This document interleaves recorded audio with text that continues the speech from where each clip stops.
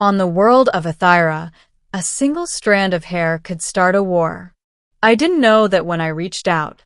I had been invited, no, summoned, to the capital spire of the Elendari Dominion as part of Earth's first official diplomatic mission to the sector. Humanity had only recently mastered full-drive navigation, and we were still learning that the galaxy did not reward innocence. The Elendari were ancient, elegant, deadly. They were tall, luminous beings with elongated ears and iridescent eyes that shimmered like twin stars. Their technology felt more like magic than machinery. Their cities rose in spiral towers grown from living crystal. Their soldiers wore armor that looked ceremonial but could slice a tank in half. And their queen, her name was Valeth. She stood at the center of the throne hall when I first saw her, sunlight from Athira's twin suns filtering through translucent arches and catching in her silver blonde hair. It fell down her back like liquid starlight. She wore no crown. She didn't need one. Her authority radiated from her in waves, measured, restrained, terrifying. I was Ambassador Kale Mercer of Earth. And I made a mistake. The meeting had gone surprisingly well. Trade negotiations were underway. The Elendari were intrigued by our adaptability, our improvisation, our reckless ambition. At one point, Valeth stepped closer to examine the insignia on my collar. Her presence felt like standing near a charged reactor, controlled power barely contained. "You are younger than I expected," she observed. "I get that a lot," I replied. There was a ripple of quiet amusement among her advisors. And then, without thinking, without calculating the cultural weight of the moment, I noticed a thin strand of her luminous hair had drifted across her shoulder and caught in the clasp of her armor. Human reflex. Polite gesture. I reached out and gently lifted it free. Her entire court inhaled sharply. The temperature in the room seemed to drop 10 degrees. Valeth's eyes locked onto mine. Slowly. Deliberately. Her voice, when it came, was calm. Too calm. "You dare?" 2. The sacred law. I withdrew my hand immediately. "My apologies, Your Majesty," I said quickly. "It seemed caught." "You touched my hair." "Yes." "Do you understand what that means?" The silence in the hall became suffocating. I did not, but I was beginning to suspect I should. One of her generals stepped forward, hand resting on the hilt of a crescent-bladed weapon. "On Elendari soil," he declared, "the hair of a queen is sacred. Only her bonded consort may touch it." My brain stalled. Bonded consort. As in, husband. I swallowed. That was not my intention. Valeth studied me carefully. Not angry. Not yet. Curious. "Our laws are clear," she said. "To touch the sovereign's hair is to issue a claim." "A claim?" I repeated weakly. "A declaration of desire for union." The court began murmuring. I glanced at my security detail. They looked ready to draw weapons, an action that would end in catastrophic bloodshed. I forced myself to remain still.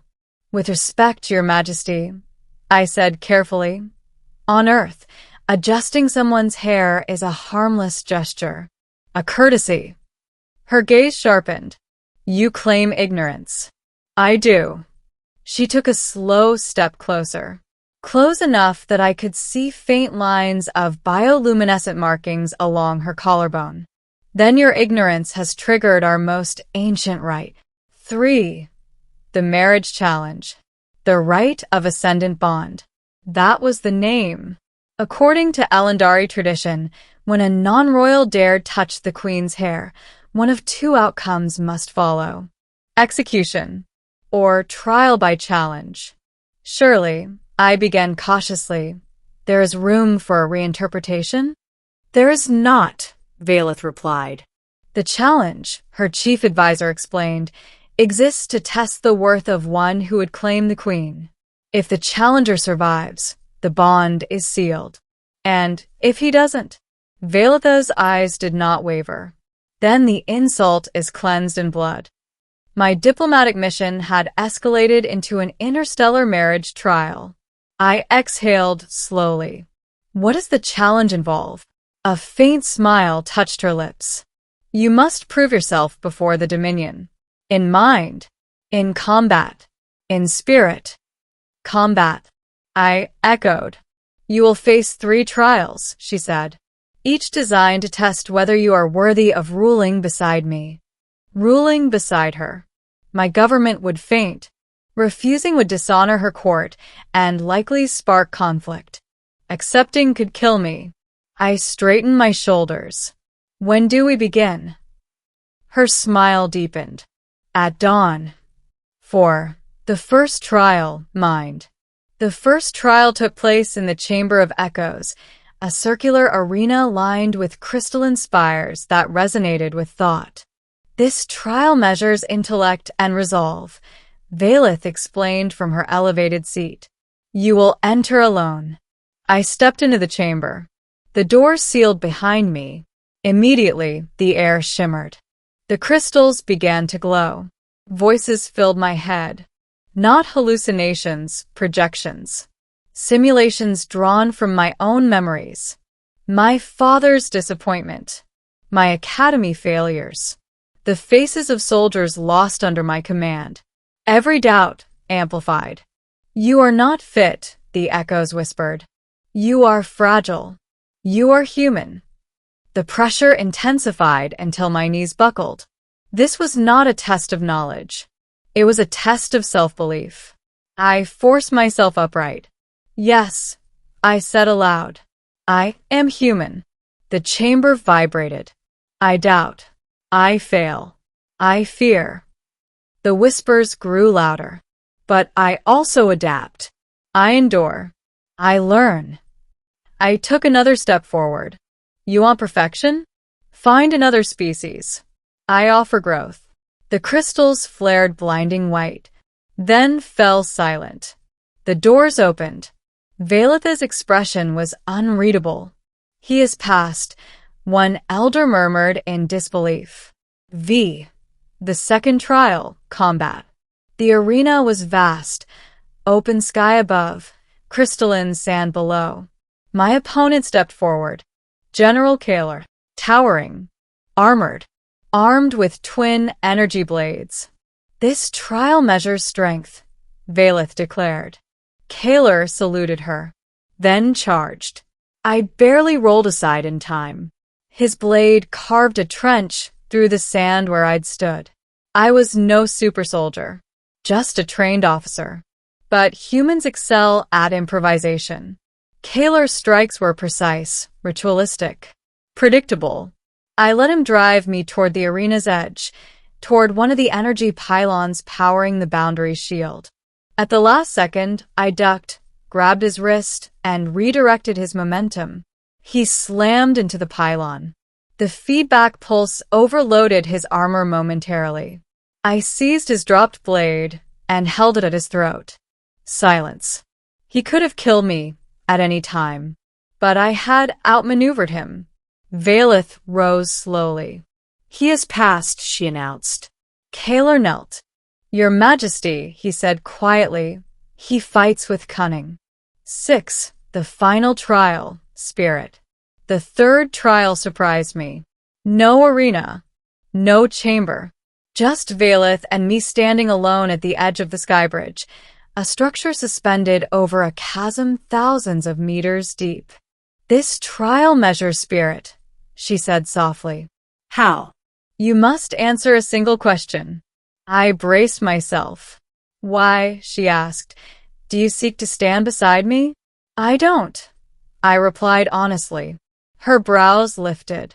You did not intend this, I continued. I didn't come here chasing power or a throne. I came for peace. She stepped closer. And if peace requires union, then I would consider it, I said. Not as conquest, not as claim, but as partnership. The wind held around us. You risk death for a mistake, she said quietly. I risk death every time I negotiate between armed species, I replied. That's diplomacy. For the first time, she laughed softly. You are either brave, she said, or reckless. Both, I admitted. She studied me for a long moment. Then she did something unexpected. She reached up and placed my hand in her hair. Gasps echoed from distant observers. This time, she said clearly, it is I who chooses. 7. The conspiracy. The ceremony was to be held at twilight, but not all welcomed it. General Kaler approached me privately. There are factions within the Dominion, he warned, who see your survival as weakness. Let me guess, I said. They prefer execution. They prefer control. As twilight approached, an explosion rocked the lower spire. Rebel Elendari, hardliners opposed to human alliance, stormed the ceremonial hall. Their leader raised a blade toward Valeth. Your reign ends tonight. I reacted without hesitation. Tackling him aside, I shielded her from the strike. Energy flared. Guards engaged. Valeth unleashed power I had only glimpsed before, bioluminescent markings blazing as she disarmed attackers with devastating precision. When the dust settled, the rebellion lay defeated. She turned to me. You could have fled and let my fiancé get assassinated? I replied. Her lips curved. You adapt quickly. 8. The bond. The ceremony resumed under heavy guard. Before the gathered Dominion, Valeth spoke. Cale Mercer of Earth dared to touch what is sacred. He endured our trials. He defended our throne. I accept his claim, not as obligation, but as choice. She faced me. Do you accept the bond, knowing it binds not just us, but our worlds? I looked at the vast assembly, at the future hanging in balance. I do. The ritual energy enveloped us, warm, luminous. Not possession. Connection. The court bowed. Not to a conqueror, but to a union. 9 after. Months later, Earth and the Elendari Dominion signed the Accord of Twin Suns. Trade flourished. Joint exploration began. And I learned that ruling beside an alien queen was less about power and more about listening. Valeth remained formidable, commanding, brilliant. But in private moments, she would sometimes tilt her head slightly. Inviting. Trusting. The first time I brushed her hair after the bond, she smiled faintly. No one else would have survived that gesture, she murmured. I'm honored, I replied. She leaned closer. You dared, she whispered. Yes. And I chose. In the end, it was never about a strand of hair. It was about crossing boundaries, cultural, biological, emotional, and surviving the crossing. I had touched something sacred, and instead of dying for it, I became part of it.